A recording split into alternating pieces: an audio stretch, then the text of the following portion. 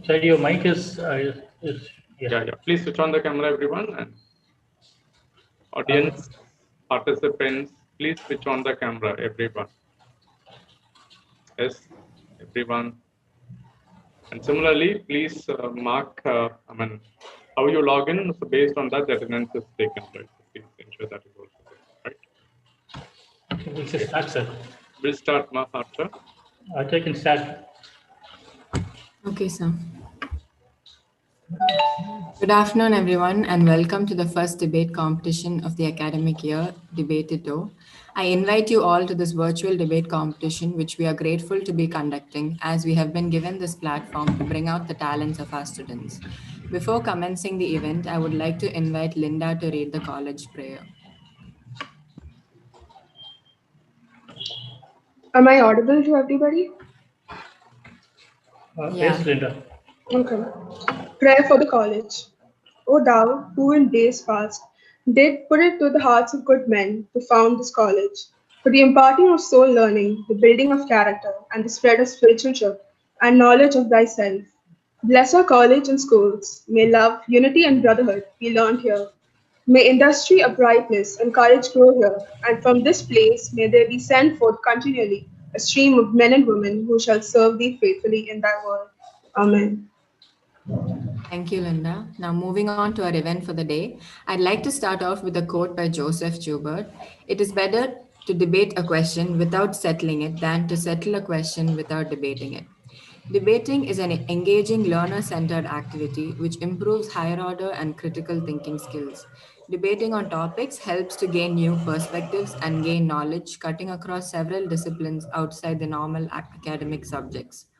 The topic that would be debated on today is Indian education and job opportunities are better than ones offered abroad. To debate this topic, we will have two groups. The first group will be Team A, Vishal Ravishankar and Sam Anthony from 3A. The second group will be Team B, Linda Jacob and Kumpatla Geetali from 3B. The moderator of this competition will be our beloved HOD, Dr. Armstrong Doss. We are honored to have him as our moderator for the day, and now I would request him to take over the session from here. We welcome you, sir. Thank you for the wonderful introduction. So you know pretty well that the department has a debate club called Debatito, and we've been trying our best to revive it, and no other better time that we can have than this particular period where we can do everything online. And I really appreciate Professor Karthik, who's the person in charge for Debatito, to get the people together.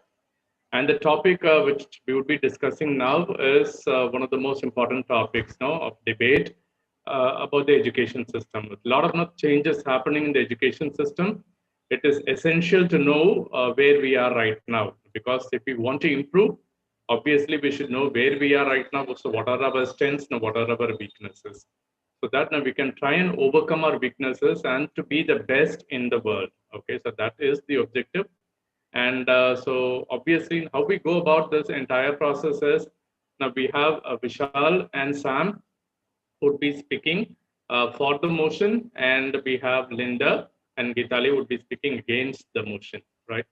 And what we would do is, we would be requesting one person from the for the motion to speak first, and he'll be speaking for uninterrupted for about 3 minutes, and then followed by one person from the against team to oppose it, and that person can oppose and also give his or her own points, and then followed by the second person from the for team will be doing it for about 3 minutes, and followed by opposing rebuttal by the against team. Okay. Now, once the initial discussion is over, and then again we would be having formal rebuttal rounds. No, maybe about 30 seconds to 1 minute would be given for each of the participants to speak, and then they can similarly the other team can also speak, and then it will be a kind of an open discussion, a kind of a guided discussion between these two people, set of people, and then at the end we would open it to the audience also. When it is open to the audience, either you can participate, or maybe you can ask questions to any of them, or to the committee as such, or maybe you can also add to whatever they have said. Okay. So this is the plan we have, and looking forward to some nice and interesting information to be shared across, debated. Okay. And obviously, when we say debated, obviously that etiquette, basic etiquettes, obviously will be followed. Okay. And as for the audience are concerned, please do participate. At the end, obviously about 15 to 20 minutes time would be given to the audience as well. Okay. Now, if we are ready, I'll call the first participant, Sam, to give his view about the topic. Sam? Yes, sir. Good afternoon, everyone. I am Sam Anthony from third year BBA. Today, I am here to support the notion that Sam, one request, please be loud also. Bring your mic closer, Yeah. At the maximum. Yes. Now am I audible, sir? Yes, start please. Yes. Today I am here to support the notion that Indian education system and offers better opportunities well compared to other countries, and job opportunities in India are far better compared to other countries. Now, as far as my argument is concerned, I am willing to segregate into two parts. First, I will talk about the educational opportunities. After that, I will move to job opportunities. While talking about educational opportunities, first let me start from school education. Now, as far as the Right to Education Act of India, every children from the age of 6 to the age of 14 are provided compulsory and free education in government schools. This benefits many people who are economically not competent to provide education to their children. Not only that, one more hurdle which stops many poor people in India from educating their children is that many of those parents are not able to afford even basic facilities like food, clothes, and shelter for their children. And so most of them don't have time to think about providing education to their children. In order to overcome this obstacle, our government came up with a scheme called midday meal scheme, where children between the age of 6 to 14 would be given free food in their schools, in government schools. This benefited many children. So from this one, the first point which I am willing to put forward is Indian education system is very much affordable as far as the school level is concerned. Now let's discuss about college education. While talking about college education, the first advantage is that many Indian institutes follow a strict method of selection. For an example, let us consider management education. As we all know, every management institutes around the world, every institutes meaning the top-notch institutes have entrance exams. But the entrance exams, most of them which are conducted in India, are more tougher and more competent compared to the ones that are happening abroad. Not only that, after the written exam, we have the interview process and the group discussion process. This strict process of selection applies not only to management, it applies also to other streams of education like engineering, medicine, etc. And the selection process varies from one branch to other. But one thing which all of these branches share in common is that their selection process is more competent. As a result, the students who are highly talented would be selected, and in the future, they would turn out to be competent professionals. This is the second advantage. Thirdly, as far as the fees for higher education is concerned, the fees are almost half or quarter well compared to the ones which are spent for studying abroad. While I talk about fees, I don't talk only about the tuition fees. I also talk about the accommodation fees also. That's one thing. And now let's move to job opportunities.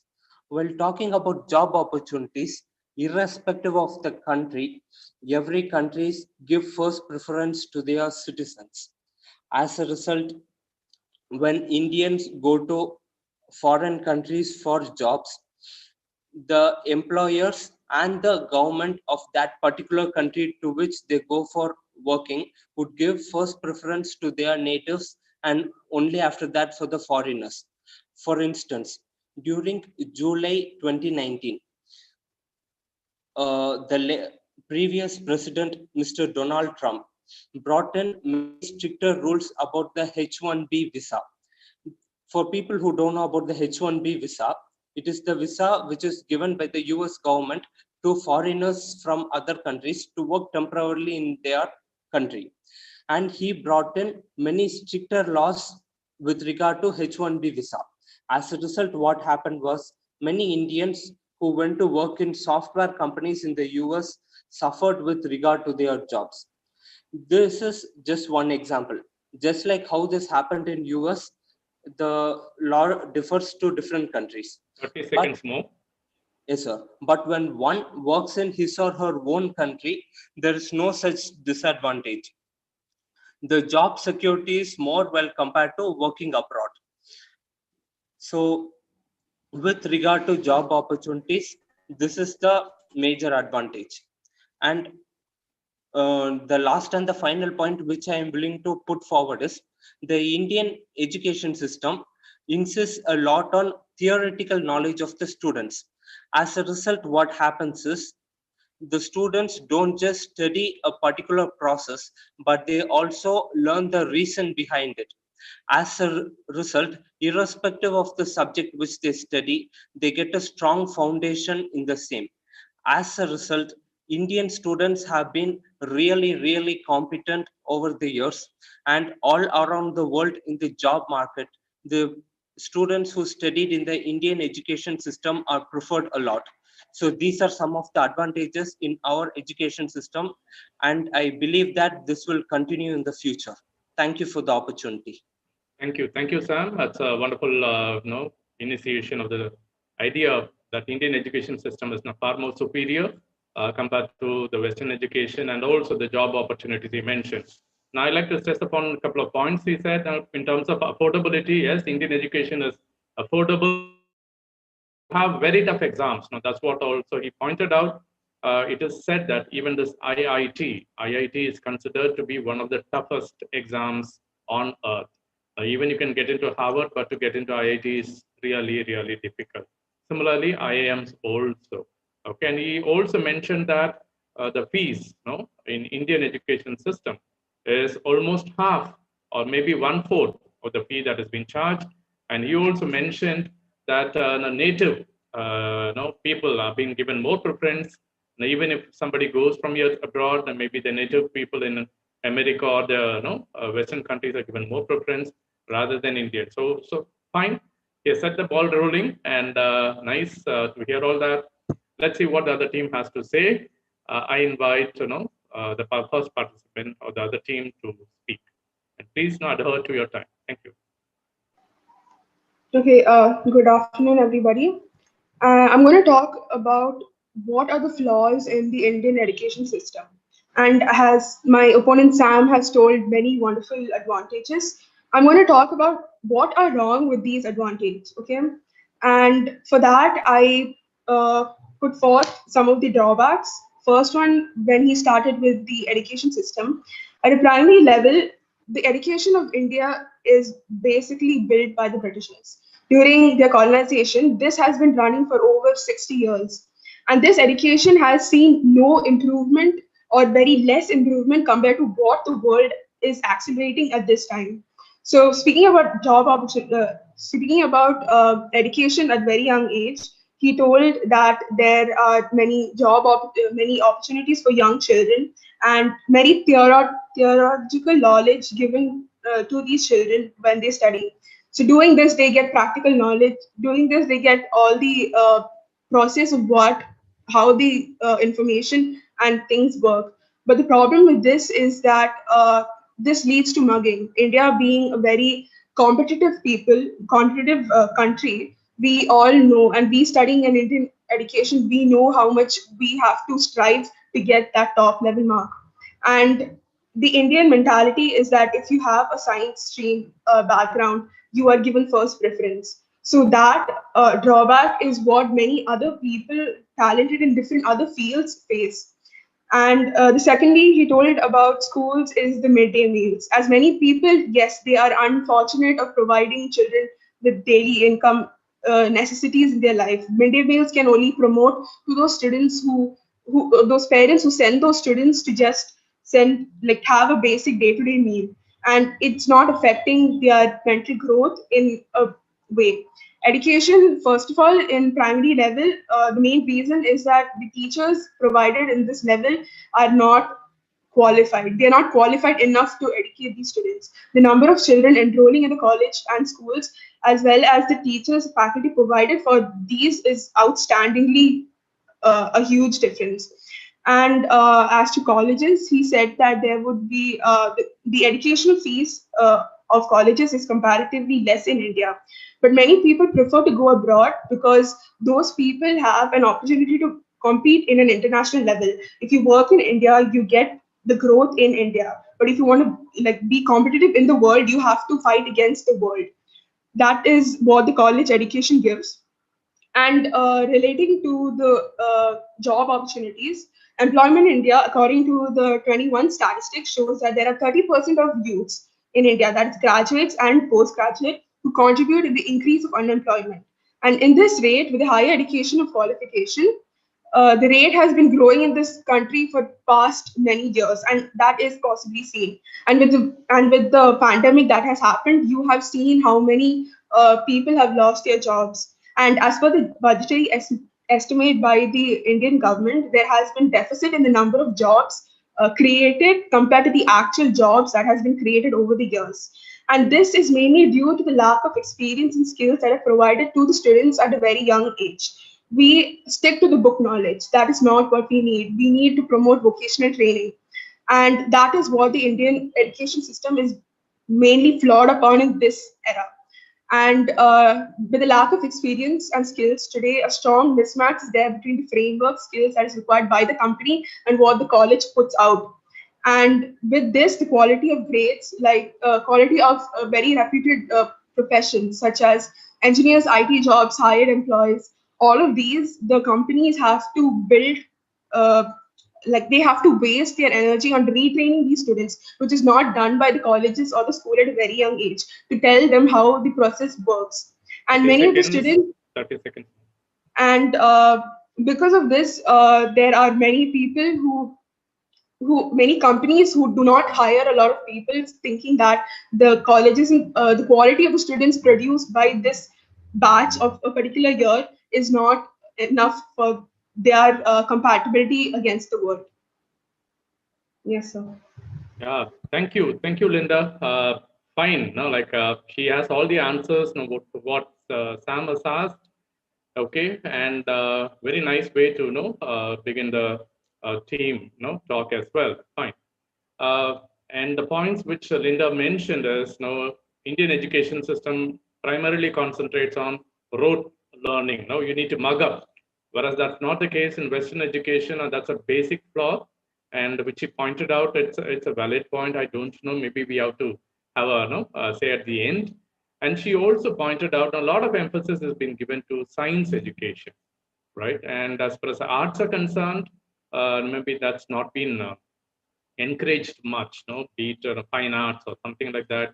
More emphasis is given on science education, and she also said that when you go for education abroad, you can compete with the international level. Whereas you are there in India, so obviously you need to compete, with at a local level. That's another point she mentioned, and also, she said that in terms of the job opportunities, also there's not much of a job opportunity here in India. That's her comment, and no, it's really sets the tone for the debate. And I'm very happy that a lot of information has been shared. And let's see how Vishal is going to come and make his presentation. Over to you, Vishal. Good afternoon to one and all present here. So firstly, my opponent, Linda, had mentioned that a lot of employers, especially in the US, they do not prefer Indians who have done their education back in India. Let me give you two very simple examples. First one being Sundar Pichai, the second one being Indra Nooyi.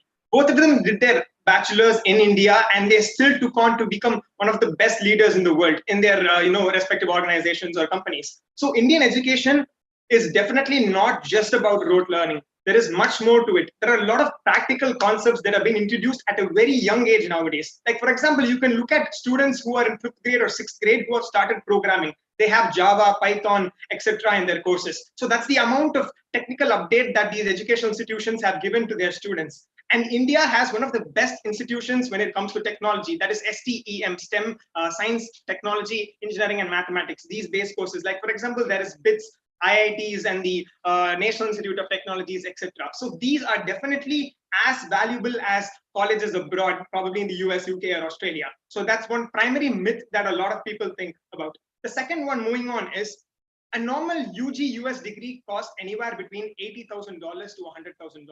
Now, $100,000 converted into Indian rupees is about 76 lakhs. 76 lakhs for a bachelor's degree will put you into a huge debt bargain. And a lot of Indian students have to take loans because they cannot fund this money all by themselves. And being from a middle class background, it's going to be very difficult for them to fund all these money at once. So they take loans, and these loans have interest rates of about 14 to 15%. So by the time they graduate after 4 years, they will have to pay about 1 crore back to the bank. Now, 1 crore is a very big amount. And imagine you finish your UG in US for 4 years, and you work there for probably 1 year, and they send you back because of visa issues. Like, for example, the H1B keeps getting cancelled. So if something like that happens, when you come back to India, you will never be able to repay that 1 crore that easily. Even if it takes 10 years, you will be at a huge debt margin, which is really unnecessary. So why do you want to take that unnecessary risk, go to an alien country, spend around 1 crore and not having, assured returns?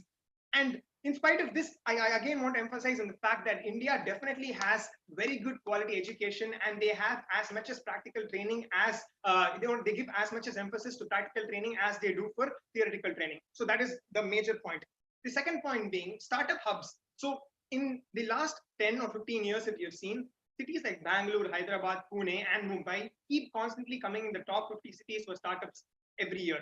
So why does this happen? Firstly, the FDI, foreign direct investment, has increased marginally by a huge margin in the last 10-15 years. And India has seen as the next IT hub or the next tech capital. Even companies like Apple, etc., have started shifting their bases to countries like India, Australia, etc., because we also are able to produce these goods at a cheaper rate, and also labor is available in abundance over here. So there are people who are skilled and unskilled who are able to contribute to this. So even MNCs have started shifting to India. So that's the major point. So why again go abroad when these companies have started coming to India? So that being the next point. The next point is another point which is very important and pertinent. That is brain drain. So what is brain drain? Brain drain is basically when a person uses a country's resources, and they use all the educational facilities, medical facilities, etc.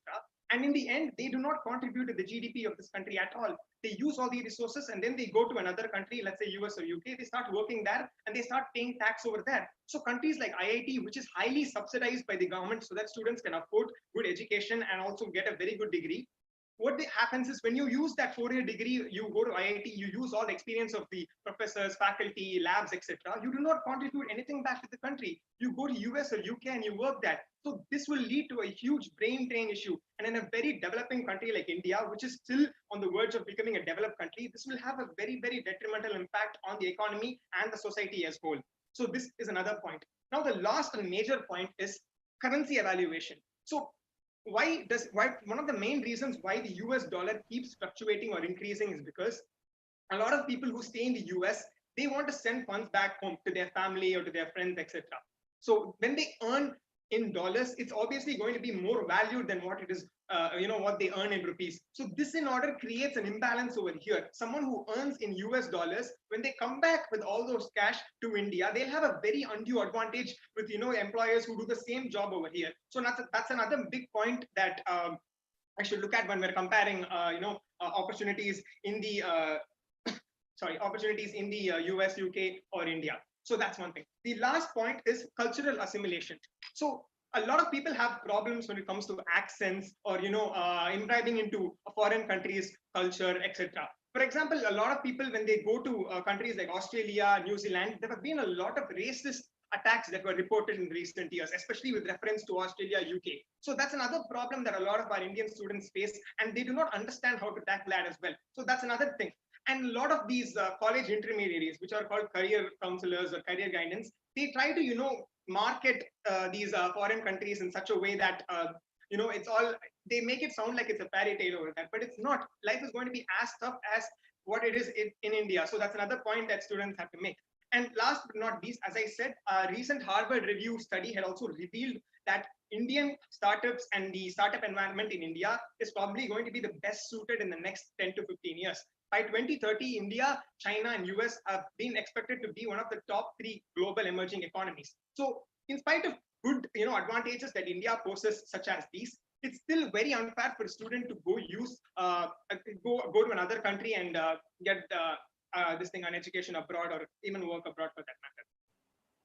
Okay, thank you, Vishal, and no, a lot of points and valid points he has given, and I think Linda and Geetali have to really do a lot of searching for these answers. He has raised questions. He has raised.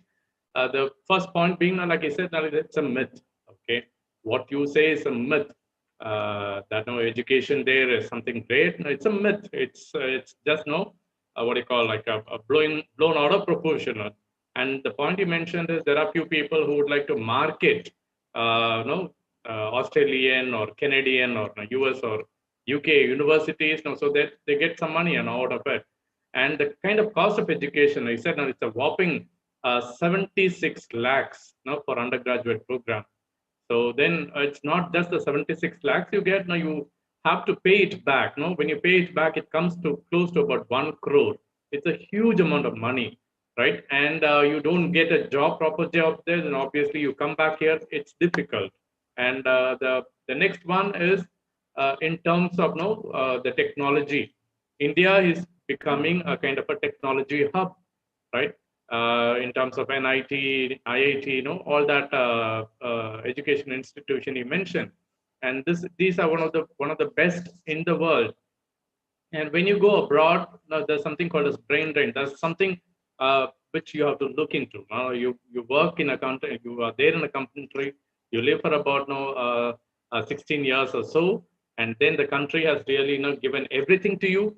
And then on one fine day you say, it's I want to leave to another country, and you go and work for another country. So obviously the kind of investments the country makes on you, particularly in IITs, are highly subsidized. Okay, to my knowledge, the fee in IIT is just thousands of rupees. Not even 10,000, even less than that. That's the case even in Anna University and things like that. You get education, subsidized education. Government pays for that, right? Okay, government pays for that, but you don't return it back to the country. And the most important thing he mentioned is about the culture, right? There's a lot of cultural differences, and you find it very difficult to get used to the culture, right? So a lot of valid points, a lot of things he has given, and I'm sure that Geetali must be wondering as to how I'm going to tackle this. Over to you, Geetali. Yeah, good morning, everyone. So, Vishal, he had really good points, like how Indian education is better. Like the basic point is we are not telling you should go abroad and study. We are just trying to make Indian education system more better. So if you see the recent statistics, you can observe that in the past 5 years, over 13 million students dropped out from government school. So what does this show? You can in other countries, if you see people go and study in government schools, they get potential teachers and they get the knowledge from they have access to libraries and all. But in India, if you see the government schools, yeah, they have teachers and they take their salary, but they don't give their best potential. Midday meals, yeah, Sam told, midday meals it's provided, but many students just go for the midday meals and also the infrastructure facilities. In villages, if you have a government school, it's so far away and you don't have any facility to travel from your home to the school. So how, we should be able to balance on that thing. We don't have many bus stations, many trains or many transport system for them to go from their village to the educational institution. And also, like Vishal mentioned that Indrani has studied here, like completed her UG, like she completed it in our college. So, but she did her PG program abroad. So maybe like there is more of practical knowledge. Like India, like we have theoretical knowledge, and also parents pressurize students. Like when you're in 8th standard or 9th standard, they'll be like your 10th. If you score like 90% in 10th, like your whole life is settled. They like not all parents understand the students, and they don't give importance to extracurricular activities. Like most of the parents, they pressurize like you should get 95%, 96%, then only like you'll become an achiever in your life. And also students, like teachers in the school also. Like I've seen many teachers in school like telling like people who get 95 like percent and all, they'll be like, yeah, you're going to like achieve a lot in your life. And a student who gets 60%, they don't motivate the student, they just demotivate, like you're useless, just get out of the class, you can't study, you can't achieve anything. So they just demotivate the students. And like in abroad, I don't think like this kind of thing is there. Like here, we also have like a teacher can use like physical power on the students. Like you see in the news, all over the news, like it becomes a big issue. Parents come on the news and they complain, and the police get involved and all. So I guess I never saw like such kind of news in the schools or colleges in the abroad. And also about the job opportunities, yeah, like like India, like we have 130 crore population currently, like maybe more, like some people are not even counted in the demographics. So out of that 30 crore of population, like only 40% of them, like below 50%, 40 to 50% of them are employed. So what about the others? Like they are not given employment opportunities. Like recent statistics, if you see, like agriculture is doing good, but there are many farmers who are committing suicides due to lack. They don't get enough money, and they don't get like paid for what they do, and the middlemen are taking most of the money, and like agriculture sector is on decline mode.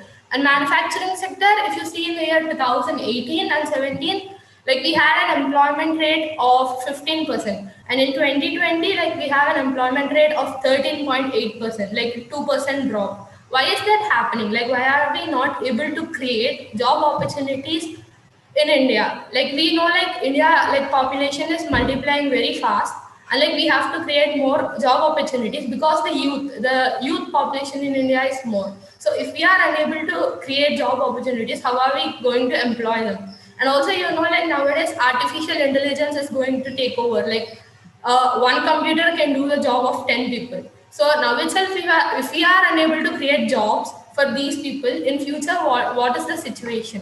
And also, like many Indians prefer to work abroad. So why is that happening? Like they don't want to be employed in India. That's basically because you have status. Like if you go abroad, study abroad, and come back to India, companies will prefer you. They'll be thinking like you have more knowledge. Like even if you don't, it's like a myth kind of thing. Like they'll give you an opportunity. And also, like people who study in India, they prefer working out. Like almost 25% of people who studied in India will prefer to work in other countries. So it's like the benefits, it's the quality of life, and like the payment. Like if you see the minimum wage in India, the minimum wage is 176 rupees for 8 hours of work. So if you go to US, it is $7 per an hour, and UK it's like 7 to 8 pounds per hour. So we provide a very less amount of money. Like the minimum wage is like 176 rupees. Like per day it's 176 rupees, and like GST and all, they keep on increasing day by day. Like if you are taking a Wi-Fi connection for 1,000 rupees, you have to pay like about 200 rupees of GST. So we can pay it out. What about the lower class people and the lower middle class people? Like they can't pay this much amount of GST. They can't afford, like for 8 hours of work, if they get 176 rupees of pay. So how are they going to feed their family, pay all their expenses, rents and everything? So actually education is based for everything. So if you are educated, like if someone comes up to me and asks me, like if they give a document and then ask me to sign, like I have that ability to read, so I can understand and then I can sign. But there are 50% of population in India who can't read and who sign those papers, and then they just lose their properties and money and all. Like such cases, many of them are there. And also pressure, 30 seconds. Yeah. Yes, in India, like the pressure of work given to the students is more. Like you get like tons of homework, you get tons of math homework, physics homework, and then the due dates are like submitted tomorrow, submitted by evening. And also, you see recently when this online education came into existence, almost like 4 or 5 students committed suicide because they don't have access to online education, because their parents are not understanding, they're unable to understand the classes and all. Yes, sir. Okay, so again, array of points, which says that, no, see, what you say is a myth. No, that's not correct. But no, it's a myth. Now, what I'm saying is correct. No? So that's what Gitali would like to say. And she also mentioned about the government school teachers. No, that is one point now which has to be looked into. Now, government school teachers, the government is spending a lot of money on the teachers, but the teachers are not giving it back to the students. Now, that's the one point which has to be looked into. And she also mentioned all those people, famous people whom you said now, like have educated from India. They did their PG in some other country. Because of that, they're able to do well. And in terms of status, also, right now you go abroad, you study there. Obviously, it is considered that you know something better, okay, than studying in India. And but last one she mentioned is about the wage, okay. So wage, you work in India, you get what you get. Now maybe it is 4 or 5 times, if you work abroad, right? So here you don't get that much wage, and that's another point she said. Okay, now quickly I'll ask the first team to pile up the questions again, or you have any answers now you can ask. I will ask one person to do that, and leave it open to the audience. That will be better. Now, one person from team A, for team can speak for about, let's say, less than about 30 seconds to maximum of 60 seconds. You can start. Yes, sir. Yes, sir. Can I start, sir? Yeah. 30 seconds, quickly. Yes, sir. Fast. Now, yes. First of all, I am willing to appreciate the other team for putting forward many valuable points, and I am willing to answer some of your questions. The first question which Linda put forward was, during the coronavirus pandemic, many people lost their jobs in India. So how can you say there's job security in India? First thing which we must understand is layoffs did not occur only in India, it occurred all around the world because this pandemic was a global one. And secondly, this is unprecedented. This is something which is out of human control. The education system can't be blamed for the layoffs. Secondly, what Geetali said was many children are pressurized in their young age by giving more homeworks. What I'm willing to say is when they grow up as adults and work in a firm, their boss would fix them targets, and they would pressurize them a lot. So 10 only seconds more. Yes, only if children are equipped to handle that pressure in their young age, they won't suffer when they grow up. They will be able to handle pressure in their workplace when they grow up. These are two of my points. Thank you. Okay, now Vishal, you would like to add something quickly? Yes, sir. So one major thing that Geetali said was a huge percentage of Indian population don't even know how to read or write. So my only question is, if a person does not know how to read or write in the first place, how is it even possible for him to go to a country like US or UK and use the opportunities there? So when we make a decision, we have to make it with respective terms. Like, for example, whether it's only about skilled workers or unskilled workers. No visa guarantor is going to give you a visa when you can't even read and write in their native language. That is point number one. Point number two being US salaries are about 4 or 5 times higher than what it is offered in India. I completely agree, but I also like to state that the rent is as higher as what the difference is given in salary, and US has one of the costliest health insurance when it comes on a per capita basis. So these are two things in US which are very expensive when compared to India. In India, you get basic health care. You can visit a pediatrician or a doctor for about 200 to 250 rupees. In US, it costs about $40 to $45. So when you convert that, the same thing, it's again 5 times. So if you earn 50,000 in India, the same thing would be equal probably in the US for $4,000 or $5,000. But it's a very relative term. So it is highly unacceptable to just compare it in the same way. That is comparing a US salary to Indian salary. There is no possibility of comparing it like that, because the US, the living prices are probably 4 or 5 times higher than what is offered in India. That is rent, insurance, food, healthcare, etc. Okay, so quick answers from the other team. Linda, you can start quickly. Okay. First of all, what Sam said is right. The pandemic didn't hit India alone; it hit everybody in this world, and it's how India coped up with it. It hasn't done any other world to secure people's job or provide a backup to them as how they can earn money and to support their families. Second of all, I like to point out saying that even though there are a lot of people who, like how Vishal said, India education is really good, but there are still 17 million people, okay, in the statistics of 2007 that prefer to who are working abroad. So that is like a huge number compared to what he thinks that those people should have stayed. Second, and another point which he told is the healthcare in US is, yeah, it is staggeringly high, but instead of US, compare India against the world. Okay, it's not only US who take a lot of money, but there are other countries who give like a really good healthcare benefits to the families, to the workers, and employment opportunities. Okay, such as Finland, Germany, Ireland. Those are the best top countries who are really supporting all who are going for the employment and encouraging a lot of people to come and join them. And I would also like to add saying that. Even though people prefer going and working abroad because of the salary package being high, that is because of their ability. Okay, they can go and study abroad, provide for their families in India, and upgrade their living in India. So that can also be included. Yes, sir. Okay, Gitali, 20 seconds. Yes, sir. Actually, Vishal mentioned that a person who doesn't know to read or write can't go abroad and can't work there and study. So that's the major problem. The person don't know how to read and write. So we are not providing a basic education in India.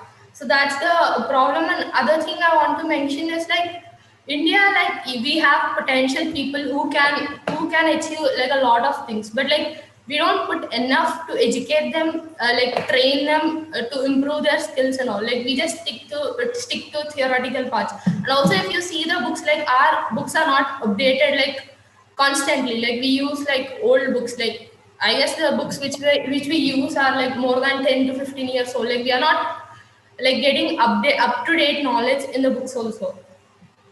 Okay, so Vishal, now would you like to answer now what she's saying? No? Like the people are not educated, that's the point. No? She says, no, you're not getting visa, that's a different thing altogether, right? And the books are not being updated. So like I already said in my first stance, firstly, India offers free education. So there are good government schools, good government universities, but the problem is students do not seem to take education seriously. When they're in their 17s, or when they're in their teens, or probably in their starting of 20s or 25, you have to work hard in order to make a good life for yourself.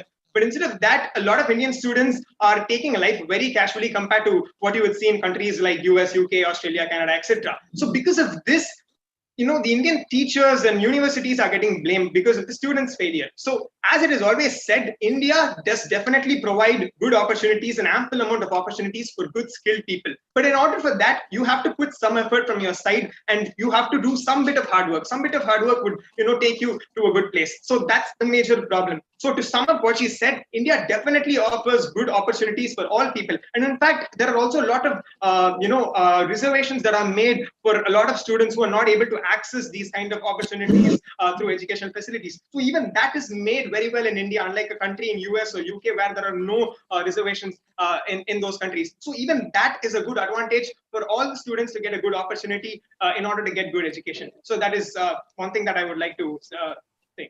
Yeah, Vishal, now what you said is there's a lot of reservation also there. No? Like obviously, that would be able to solve the problem, right? So you have any answers for that, Gitali and Linda? Yes, sir. Like he said, like reservations are there. Are reservations really helping the people? Like if you take like if in a education institute, if there is 30% of reservation for someone, and then only 25% of that people join, what about the rest 5%? They don't give away the seats to other people who are really potential and want to study. Vishal, so your answer for that? Sir, firstly, reservation, I'm just not talking basis of caste reservation. I'm saying reservation in the sense of there are certain institutions or colleges that have been set up in the most backward places of India, especially in Madhya Pradesh, Uttar Pradesh, etc. And why is all of this done? It is order to make sure that students do not have to travel long distances, or they do not need to, go to a new city and then stay there while they're doing education. And more than all this, let's talk about the latest trends, that is online education. You don't even need to go to a college. The problem of accessibility has been beautifully tackled because of online education. There are a lot of online portals like Coursera, Upgrad, edX, Udemy, etc. And these have no selection process as well. So you can't go and complain saying that I got low marks, so I never got selected. Anyone and everyone who's interested can register, pay the fee, and you can start your online class. So education in today's world is accessible to each and every person. And saying that it is not accessible to a set of people is highly unbelievable. Okay, so Linda, you have anything to add to that, or Gitali, any one of you can add? Yes, sir. I would like to add, he said, online education is available to everyone. So if a person is unable to go to school, for free education, how can we expect that he can go and he can afford a laptop or a phone and then get an internet connection and then access to all the classes? Is government providing free devices and net connectivity for the lower class people?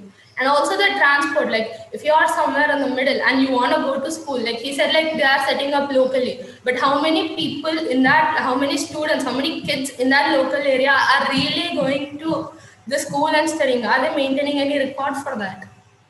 Okay.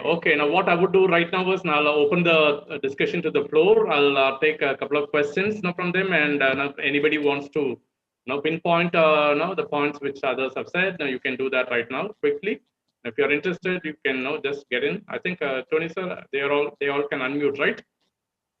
So please, yeah, anyone would like to ask some questions to someone in the panel quickly, or even the faculties can also join. We'll take all the questions together and we'll sum up and we can ask them. Right? Any other people would like to get some more information? Yes. Yes. Somebody has unmuted. Yeah. So my question is to Vishal sir. Okay. Vishal, what do you think about NEP, National Education Policy, which Government of India is actually right now trying to implement? So do you think it's going to be a solution for this problem? Yes, partially, it's definitely going to be the solution for this problem. So, one of even our opponents today stated that the Indian textbooks and education system has not been updated for a long time. So, firstly, the NEP just not has changed the syllabus or updated the syllabus. Also, the methods of education has been slowly updated. Like even take colleges or universities, for example, 10 or 15 years back, all the learning and teaching was just done through textbooks and probably writing material, etc. But nowadays, it is much more than that. There are various PowerPoints, there are various video lectures that are offered to students. So the method of education has itself evolved over the years. And obviously, India has been constantly updating themselves in terms of this. Okay, any other questions from the floor quickly? I'll take 2 or 3 questions quickly. Please be fast. We are almost running out of the time. So if you have anything to say, please. Yes.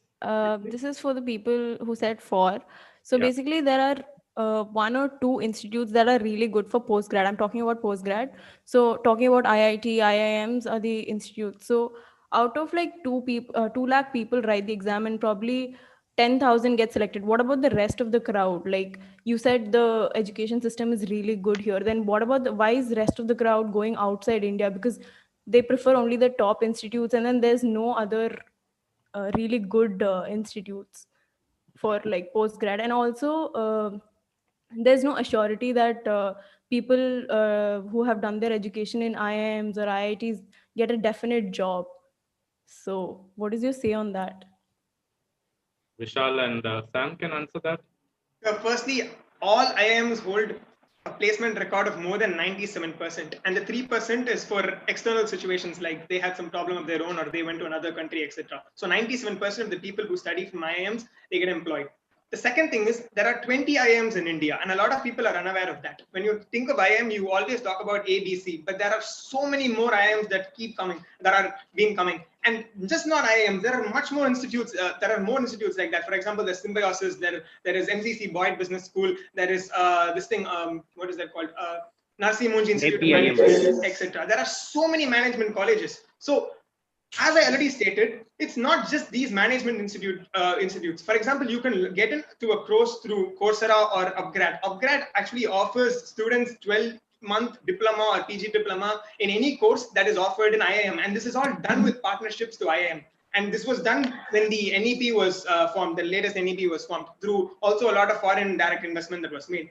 So again, as I stated, India offers both. You either can go for direct learning through, you can register yourself through a university or college and then go to a B school, or you also can do anything that you would have done on a normal college online. So it's again up to you. So if you have the willingness and the hard work, you can do it no matter what. So there's no point in blaming India for having a lack of opportunities.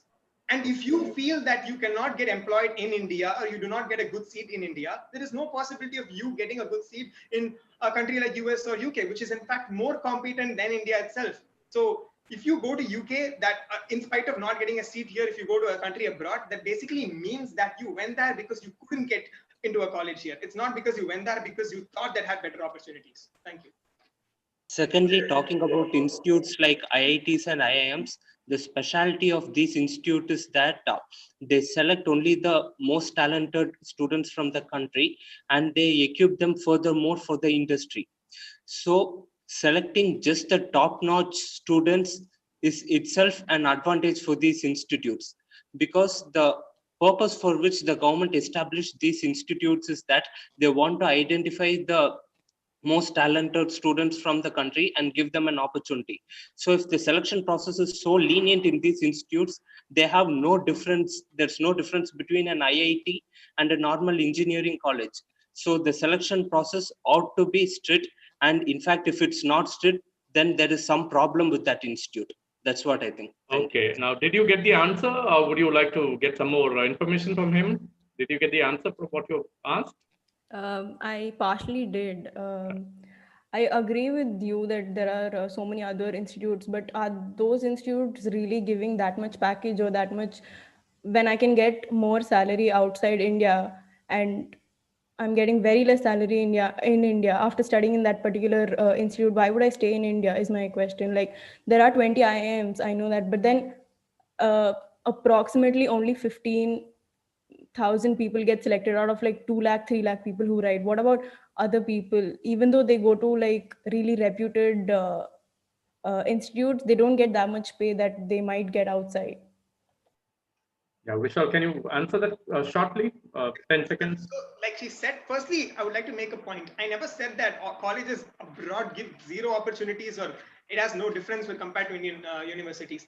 When you take in the top 100 universities in US, if you get into a university that's probably placed in the first 15 or first 20 or 25 even for that matter, then you're good to go. But when you get into a college that has not been ranked very popularly in terms of the ranking agencies are concerned, it is really not going to help you in fetching a job. So like I said, your skill matters. If you're skilled enough, you get a job in India. If you're not skilled enough to get a job in India, there is no options or opportunities for you to get a job in abroad. Because firstly, any country, for example, US, UK or Australia, they do not prefer Indian citizens. They prefer their own country people. Obviously, they prefer native, Britishers or Australians over Indians. So there is also something called post-study work visa. So once you finish your college degree or education, you can stay in that country for a period of time and you can work there. And a lot of countries have now reduced that post-study work visa to a year or 2. So even if you want to stay there and work, it is only going to be for a maximum period of 1 or 2 years. So again, you have to come back to India. And this again leads to the whole debt problem. So this is